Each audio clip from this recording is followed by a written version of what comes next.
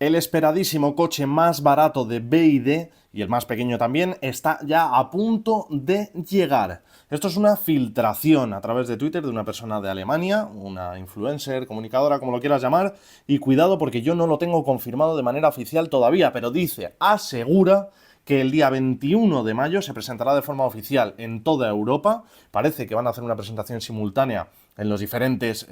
mercados en los que está disponible BYD en Europa, así que podemos esperar que la presentación sea a priori el 21 de mayo en Madrid. Si es así, pues allí estaré, y si es así, pues ese mismo día os traeré uno o incluso varios vídeos contándoos todo sobre él. De momento podemos hacer un adelanto y lo que sí que quiero es, honestamente, pues bueno, desinflar un poquito la ilusión que hay en torno a él, o más que la ilusión, la imagen que hay en torno a este coche y dejar las cosas muy claras con lo que ya sabemos, porque este coche ya está disponible en otros mercados como China, donde se convirtió rápido en el primer coche más vendido, en el coche más vendido, perdón, y en otros mercados de Latinoamérica, en Brasil también. En tiempo récord se convirtió en el coche más vendido y quiero, pues, oye, desinflar un poco el suflé porque es verdad que el coche es lo que es. Y me parece un muy buen coche, pero el coche es lo que es y quiero que quede claro a lo largo de este vídeo. Bueno, si en China se vende como BYD Sigul, o como se pronuncie, y en mercados de Latinoamérica se vende como BYD Dolphin Mini, que es como esperábamos que llegase a Europa,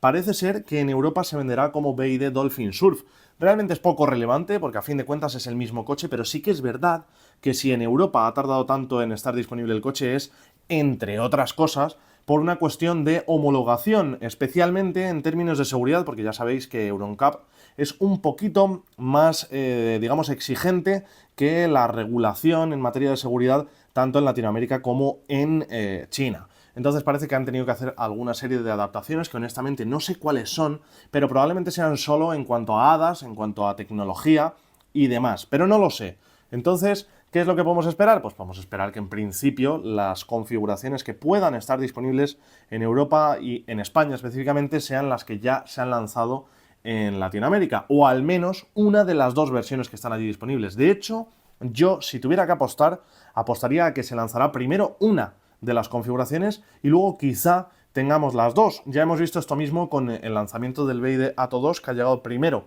con la batería pequeña y luego con la batería de mayor capacidad. Y en este sentido, si tengo que hacer una apuesta, yo diría, y yo insisto, no está confirmado esto, pero yo,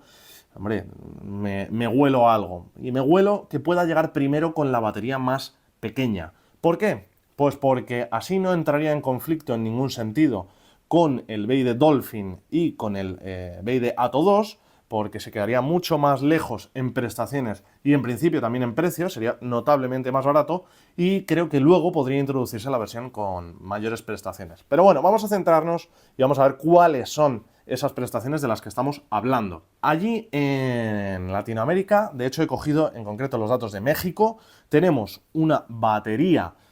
para la versión de acceso a la gama de 30 kWh, una batería evidentemente con celdas LFP, una batería Blade, de hecho es un coche que está basado en la misma ePlatform 3.0 de sus hermanos mayores y comparte buena parte de las tecnologías. Y esta versión declara una autonomía de 305 kilómetros, pero todavía no sabemos cuál es la autonomía VLTP, que es la que nos importa. Bien, la versión siguiente, la versión superior, tiene una batería de 38,88, vamos, 39 kWh de capacidad, y en este caso declara una autonomía de 405 kilómetros. Recordemos, es un coche de 3,78 metros de largo, 1,71 de ancho y 1,54 de alto. Es un coche que tiene además una distancia entre ejes de 2,5 metros y si vemos la versión de acceso a la gama, tiene un sistema de carga en corriente alterna que soporta 6,6 kilovatios y luego un sistema de carga rápida en corriente continua de 30 kilovatios. La versión superior, la de 39 kWh y 405 kilómetros de autonomía, ya soporta corriente continua 40 kilovatios, es decir, un poquito más. En cualquiera de los casos, lo que quiero que quede muy claro es que sí, tenemos, digamos, mucha emoción con este coche porque se especula, porque tampoco está confirmado que pueda llegar a España por menos de 20.000 euros. Y entonces se convertiría en uno de los coches eléctricos más baratos del mercado, junto a opciones como el Dacia Spring o el Leapmotor T03. Pero hay que tener muy en cuenta que no deja de ser un coche muy parecido a ellos en cuanto a prestaciones. Este coche, por cierto, tiene un motor eléctrico que desarrolla 75 caballos de potencia máxima. ¿Y esto qué quiere decir? Que a nivel de potencia se quedaría entre el Dacia Spring y el Leapmotor T03, que recordemos tiene 95 caballos de potencia máxima, y además a nivel de dimensiones estaría con ellos, es decir, encaja dentro del segmento A y por lo tanto no va a ser rival ni para el Citroën C3 ni para el Renault 5, que encima además tiene, digamos, un enfoque entre comillas un poco premium, ni tampoco para el Fiat Grande Panda. Es un rival específica y concretamente para el Leapmotor T03 y para el Dacia Spring. Y es un coche que es verdad que supera a estos dos en aspectos como por ejemplo el equipamiento, las calidades, la tecnología en general, tanto a nivel de hardware como a nivel de software, pero también es verdad que es un coche que a nivel de batería y de autonomía está en cifras muy parecidas. Y además, también es verdad que a nivel de potencia, como digo, está entre ellos dos. A nivel de precio, creo que es un coche que se puede permitir venderse más caro y que creo que se venderá más caro tanto que el uno como que el otro, porque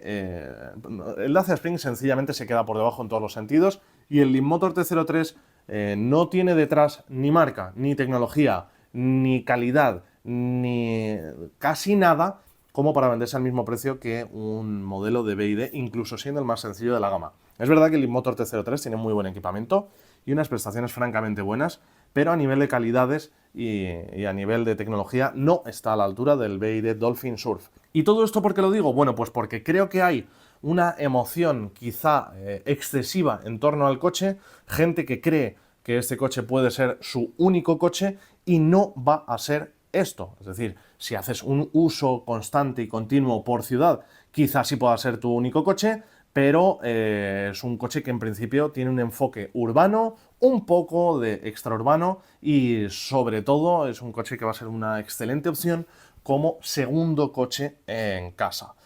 Aun con todo esto, creo que va a convertirse rápidamente, de verdad lo creo, en el coche eléctrico más vendido de BYD. Es bastante probable que consiga convertirse en el coche eléctrico más vendido, no solo de la marca, sino en términos generales, pero quiero que quede muy claro que quienes están esperando que este sea su único coche y les permita viajar, pues no es un coche ni muchísimo menos enfocado a viajar. De hecho, la mayor limitación no creo que vaya a ser ni siquiera la autonomía, sino más bien la potencia de carga. Con 30 o 40 kilovatios, evidentemente, sí, te puedes hacer un viaje con él, pero evidentemente las esperas en el cargador van a ser bastante altas. Ahora bien,